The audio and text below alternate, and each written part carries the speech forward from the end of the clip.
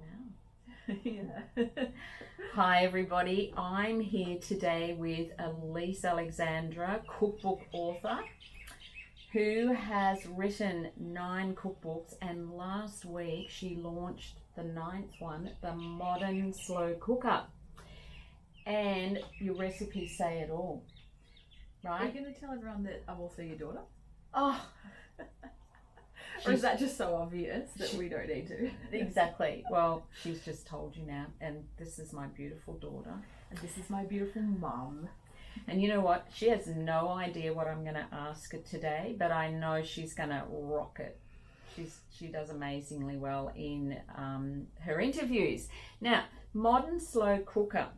This is very new for you. It's a whole new genre of recipe writing.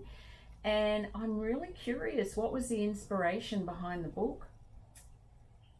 Well, as you say, it is a new field for me, a new area, because to date all my cookbooks have been thermo cookbooks, which I love. I love my thermo cooker, but even when I had the thermo cooker, I always had the slow cooker. Yes. On the side. It was my side piece. And even with a thermo cooker, even with how many thermo cookers do we have? Like 10 across, offices and houses, etc.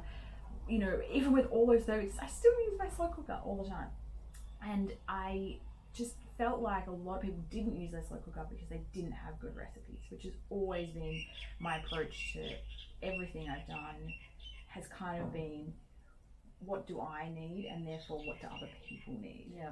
So with the slow cooker, I was like, it's such an amazing appliance. People don't use it because they don't know what to do with it. They don't have good recipes. So I just felt like there was an opportunity to really show people how easy it can be to cook delicious food from scratch and nutritious food from scratch when you have a slow cooker. But I needed to hold everyone's hand and walk them through it. So, as I've done throughout my career, my way to hold people's hand and walk them through something is to write it in a book. Absolutely. And this is so far ahead of what was written in the 70s when this cooking technology was launched. And by the way, when I was out there demonstrating the Thermomix, I would say to everybody, you can get rid of all of your appliances. The only one I recommend you keep is your slow cooker. Yeah. And I just love to prep very fast in the Thermomix, and off I go with a slow cooker recipe. Now, you've dedicated lots of pages to all sorts of aspects to do with slow cooking, and one of them, some of those pages I noticed was dedicated to exploding the myths of slow cooking. Yes. Do you want to just say a bit about that? Yes. So I feel like everyone has a slow cooker, right? Like everyone's got one in the back of a cupboard. Their cupboard, taking up precious space but not being used. And for me, that's such a shame. I want people to have these appliances, but I want them to use the appliances, because otherwise, what's the point, right? Yeah. So everyone's got one, but they don't use them. So what is that about? I think it's about a lack of recipes, but I also think it's because of all these myths around slow cooking. Exactly. Like everything tastes the same. Everything's bland, everything's watery. Yeah. It's slow. I mean, it is slow, but I mean, the hands-on time is so fast that it's actually way quicker than, any other types of cooking. I mean, frankly, sometimes it's even got less hands-on time than like a Thermomix recipe, because it's just a dump and run. Yes. What's another myth? Oh, another myth. It's only good for meat. Yes. Yes. That's a big one. Wow. And I always say, when someone says that to me, is a fry pan only good for steak? No. Yeah, no. So, yeah, there are so many. Is there a myth in particular that you were interested in diving into? Well, the pasta myth. The pasta myth, yeah. Because it's like you can't cook pasta in a slow cooker. Yeah. That is a myth, because you definitely can. You probably aren't so excited about this because Mum's not a pasta fiend, but I eat a lot of pasta and I love it. It is a really quick and easy dinner, I think, for a lot of people, and most people like it. So it's a pretty handy one. But yeah, people would never believe that you could cook it in a slow cooker. I tested this. extensively. Yes, I did get to eat them a lot as well. Yeah, we did, because I really, if I could make the pasta work, I thought this is really going to change people's lives in the kitchen. And let me tell you, I've made the pasta work. We actually had a woman write a review on our website this week. She just got the book, and she made the simple and satisfying tomato pasta, which is a really basic recipe, right? Yeah, It's super easy. Tomatoes, onion, garlic, olives, pasta, salt, olive oil. Like, that's as simple as it is. And she wrote, I decided to make it, but my expectations were very low. And then she went on to, well, not even exceeded. She's like, I'm blown away. She's like, it was so full of flavour. The pasta was cooked perfectly, etc., etc. And those are the best kind of reviews for me, because I'm like, it's not like you're going into this thinking, oh, this is going to be great, and it is great. It's like, if you're going into it thinking this is going to be crap and it's amazing, like that really blows people's minds. So yeah, you can cook pasta in the slow cooker. The trick is you've got to be bang on with the timings. Yes. I mean, same when you cook pasta on the stove, right? Exactly. So I've done the timings, stick with my pasta timings, and you'll have perfectly cooked slow cooked pasta. And when I'm saying pasta in the slow cooker, I'm not talking about the sauce in the slow cooker. No, I'm talking about the sauce and the pasta. That's the fun bit. And actually, I think I might even like pasta cooked that way more, because when we cook it on the stove, all the starchy water comes out and then we drain that off. Yes. But when we keep it in the slow cooker, that starchiness stays in there, and I find it gives the sauce like a really rich lusciousness. Yeah, gives it body. It does, Yeah. without adding, something like cream we'd usually add for body. We don't need that. The starchiness just really does it for us. So I think not only is it easier, it's actually better. Fancy that. Well, there you go. And I know you've got lots of tips and tricks to body it up so things aren't watery. And I would suggest, grating some extra vegetables into it would be one of the tips. And what a great solution, because you're also adding more nutrition, more veggies. We can always do with more vegetables. Definitely. Yeah. So that's awesome. So what would you say to anyone listening to this? What would be one of the biggest surprises you think is in the book, in terms of you can do that in a slow cooker? I mean, pasta, as discussed, has to be one of the big ones. Yeah, but there's more. Of course. There's 85 of them, really. Exactly. I think what excited me a lot was the jar cooking. I'm quite excited by my jars. Say a bit more about that. So, when you think about cooking in a slow cooker, you put all your ingredients in the slow cooker, you turn it on. People are familiar with that. Now, I've expanded what those ingredients are hugely. But the other thing I really like with the slow cooker is it's basically a glorified water bath. Oh, yes. So there's a lot of things I cook where I put them in glass jars, preserving jars. Yes. And then put them in a water bath in the slow cooker. And that's like fruit coulis, caramel sauce, pasta sauce. I've got so many cheesecakes, custards. Yes. I was waiting for Yeah. So I like putting them in jars for a couple of reasons. One, it makes life easier for people at home. It makes life easier for me, because say we're making the caramel sauce. We make the caramel sauce in the jar, in the water bath, and then when it's done, we just put that jar in the fridge. Yes. So there's no extra washing up. It's super, super easy. You don't need to wash your slow cooker insert then. So by doing the jar cooking, it has opened up so many more things. And the cheesecakes and the custards are pretty novel and pretty exciting. But actually, like, the pasta sauce in the jar was one of the things that I really liked. Because when you go to the pantry, you see people have like a jar of pasta sauce that they heat up. Well, now I can show you how to make the jar of pasta sauce, keep it in the fridge, or run it through a preserving unit, keep it in the pantry, and then you've got your homemade, like, quick jar of pasta sauce to. And of course, you don't have to cook it. You don't have to serve it with pasta. Like, you can do it with roasted vegetables, or make it into any host of things that needs like a tomato sauce. Well, that segues into some of the benefits of slow cooking. So you can make food ahead of time. Yes. There's less cleanup. Yes. It's quick and fast in terms of getting it on, and how delightful to come home at the end of the day and you've got a beautiful meal ready to go, or Yeah. you're entertaining Yeah. and you've got something gorgeous bubbling away in the background while you swan around and do all those things that And enjoy time with the people that are there. even better. And the cleanup is quick. That's always a big one for me. Yeah, and even with the cleanup being quick, it's not just quick, but I find it's when it's convenient for you. Yes. Because often the dishes are going to be made at the start of the prep, whether that's potentially a food processor or a thermocooker to puree something, or whether it's a fry pan because we've fried some onions on the stove, chopping board and knife are the obvious ones. I mean, this is not an extensive dishes list, but most of those dishes are going to be made at the start, which means you have all day potentially to get to those dishes. So if you were entertaining, or even if you're just having dinner with your family, you can get the dishes done in the morning or in the afternoon or whatever, but when you've sat down to your meal, you've only got the slow cooker insert left to wash.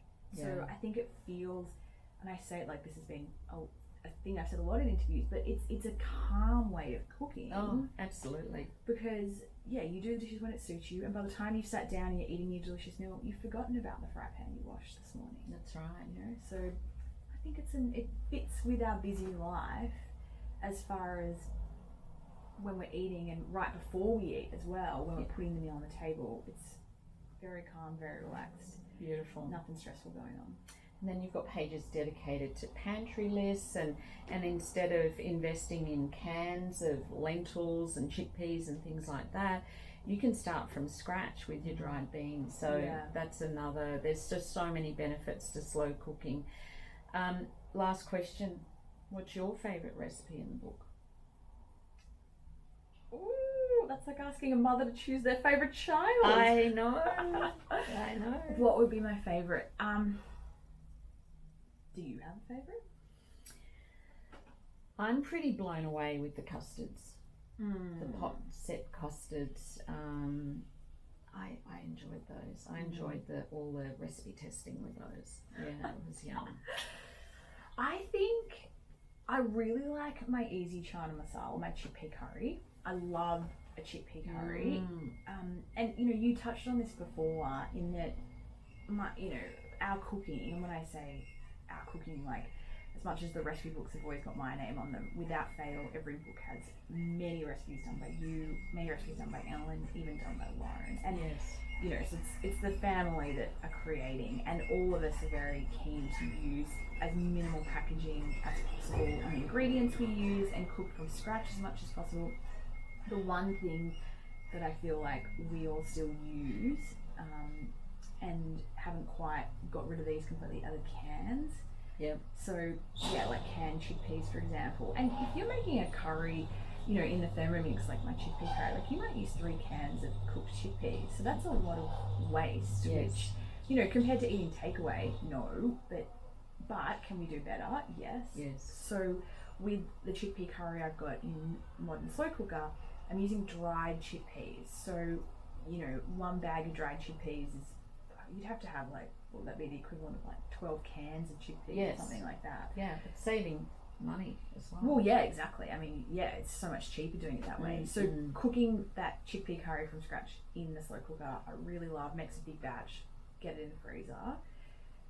The other thing I really love, and again, it's boring because I'm always coming back to this, but it's the thick and saucy veg bolognese. Yes. It's a free recipe on the website. Heaps of people have made it. It's one of those recipes that everyone loves. It's filled with veggies, super nutritious. Yeah. It's delicious. Put it with pasta, put it with veggies, put some mashed potato on top, and you've got a shepherd's pie. World your oyster with that. So I like that because no one's going to feel like, I'm sick of eating the same meal over and over again. It's so adaptable and so variable what you can do with it. Yeah. You could spice it up and it could be a exactly. Yeah. And you know what? You could take the same recipe and add different spices in the cooking. Yeah. And then you could almost make it like, I don't know, Middle Eastern, Moroccan, anything. Exactly. So it's very versatile. The barbecue sauce, I'm pretty chuffed with, actually. Yeah, I think that's pretty amazing. Yeah, and you know, look at barbecue sauce that you buy. It is so full of crap. Yes. Can we say that word? Yeah, we can. Okay, great. She said it. It's all right. I think I've said it twice now. I'm not counting. So, you know, I don't want to be eating that. The homemade ones are significantly healthier, but still they often contain a lot of sugar and other ingredients that, you know, I'm not so worried about, but we could potentially do better again. With this one, made in the slow cooker, I'm using whole apples, which sweeten it and thicken it. Oh, beautiful. Yeah. So, you know, whole apples, whole tomatoes that we've diced up, and then, of course, all the flavouring. So it's really nutritious. It's really delicious. And how many? It's good for us, good for the environment. Exactly. And how many cups would that make? Oh, heaps. Yep. And then you can give it away. It'll store beautifully in your refrigerator. Yeah. Yeah. Like we've got jars in there that are like a year old. Oh, maybe 9 months old. I don't know how long you're meant to keep it for, but I mean, it's still going strong. I'm still eating it. We made a lot of barbecue sauce to test that. We did. Yeah, we did so much, and you know, some not so good versions, but we got there. We got there. So you let us make the mistakes. Yes, absolutely, and so you don't have to. I don't know anybody that would test recipes as much as Elise Alexandra. Well, and you. Well, that's Elise true. Alexandra the Brad, yes. We are obsessed with getting it perfect, because even when it tastes right and it looks right and the texture's good, it's like, could we achieve that by maybe cutting out a step? Because wouldn't that be useful for or could we, you know, our audience? Take out an ingredient or take out less of an ingredient without compromising the outcome. So then even when it's perfected, it's still like, can we get this even better? Yes. Yeah, we're pretty fanatical. And when you get obsessed with a recipe, you're obsessed. Like, exactly. Like I've seen you get obsessed with some recipes. Yes. Same with me. And then it just runs in the family. It does. Yeah. And then over and over and over again. So, you know, but that's worked for us because we certainly have that reputation that because our recipe, it works. Exactly. And if we can't, like, I've worked on recipes, you know, that I didn't make the cut. I didn't make the cut. I've even posted about them on social media. People have been excited. And then in the end, I haven't got it to the point where I thought, this is amazing, and it's perfectly recreatable every single time. That's the other thing about it. Yeah. Just because I can get it perfect, just because you can get it perfect, doesn't always mean we can write a recipe that means that everyone at home is going to get it perfect. Exactly. So in that case, we ditch it. Exactly. So the gold that makes it in. Beautiful. So there's just one last recipe I want to refer to before we finish today, and that's the spicy beetroot curry. Oh, yeah. Do you call it a curry? I do call it a curry. I call it, it's like a dry curry. I know, but it's extraordinary. It is. And it's just a beautiful representation of those Indian flavours, but beetroot. And it is a dry one, which, you know, to me, you don't think of dry and slow cooking at the same time. So I highly recommend that one. I can think actually free on the website too. Oh, is it? There you go. Head over to the Elise Alexandra website.com and you will see what I'm referring to. It's a beautiful recipe and see, like, it took a bit of creativity for me to get there, but for like the person at home, that recipe's so easy. It is so easy. So it's basically like a bed of coconut and like all the flavoursome ingredients, and then you cook beetroot on top, and then any kind of residual moisture that comes out of the beetroot, which is usually seen as a negative in slow cooking, that whole like bland watery thing, all that gets absorbed by the coconut, and then the coconut is so full of flavour, and you get this dry curry. Maybe curry is not even the right word. Yeah, I'm not sure, but I'm not sure what it is. An Indian beetroot.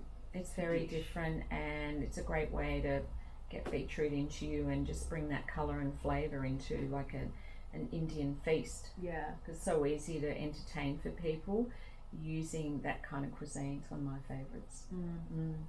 Thank you so much for joining me today. I'm so grateful to have this time with you and to present the modern slow cooker. Thank you. Thanks, Mum.